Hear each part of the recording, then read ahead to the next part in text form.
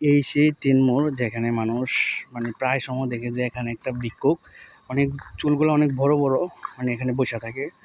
দেখতে পাচ্ছেন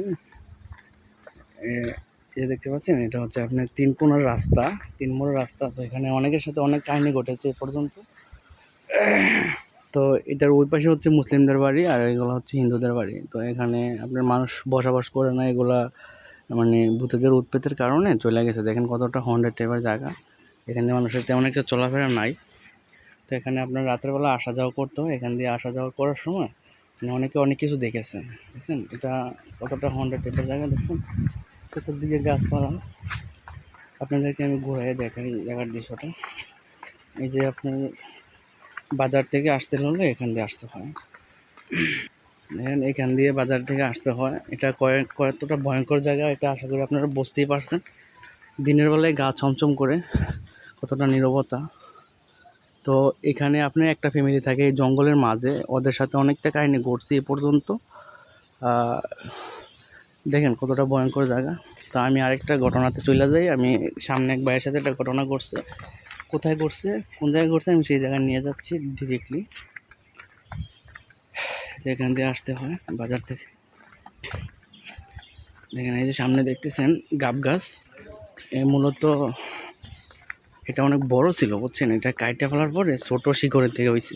এটার লগে তাল গাছ আছে, ইয়া গাছ আছে, দেখছেন এই যে তুলা গাছ, তারপর হচ্ছে আপনার ইয়া গাছ। এখন বর্তমানে অনেকটা গাছ কাইটে ফেলাতে জায়গাটা অনেকটা পরিষ্কার হয়ে গেছে, আগে অনেকটা অন্ধকার টাইপের ছিল। তো এটাও আপনার একটা মোড়।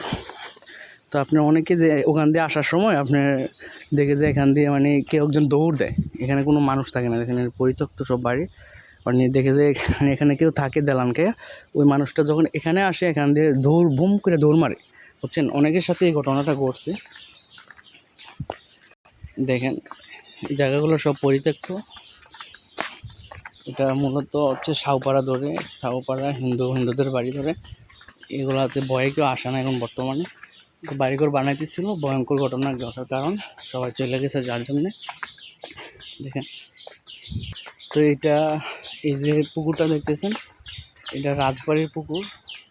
আগে এটা রাজবাড়ি ছিল, এখানে আশেপাশে মানে বজারা থাকতো। এটা রাজবাড়িটা একটু দূরে, এই 2 মিনিট লাগে হেঁটে যাইতে। আর এটা এখানে থাকতো প্রজারা। তো এটাকে ঘিরে বহুত ঘটনা আছে, বহু মানুষের। দেখতে পাচ্ছেন জায়গা।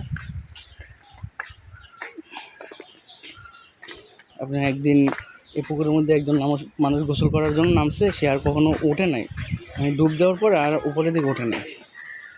তো এটাকে ঘিরে অসংখ্য ঘটনা আছে গাই। তো এইগুলো মূলত পরিত্যক্ত, এখানে কেউ আসা দেখছেন বেলকা তৈরি কি একটা ভয়ঙ্কর বা দেখেন কতটা ভয়ঙ্কর জায়গা দেখছেন। এই যে তেঁতুল গাছ দেখতেছেন, গাছটা মানে দিনের বেলা অনেকের সাথে অনেক ঘটনা দেখছে। আগে নাকি এগুলাতে মানে উপরে নিচে দিয়ে হাইটটা যাওয়ার সময় উপর দিকে তাকালে দেখতো মানুষ মানে বৈশা আছে, হিচাইতে করতেছে এগুলাতে। তারপরে সাপ, মানে অনেক ভয়ঙ্কর ঘটনা অনেকের সাথে ঘটছে এ পর্যন্ত। তা আমি সেই জায়গাতে নিয়ে যাচ্ছি।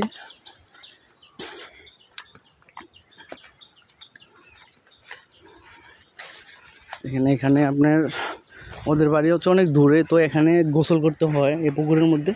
তো গোসল করতে হলে এখানে আসতে হয় ওদের, এখানে আসতে হয়।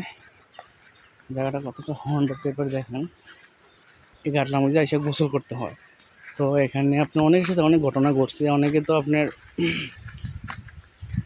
মানে সেন্সলেস হয়ে গেছে, এমন কাহিনী আছে।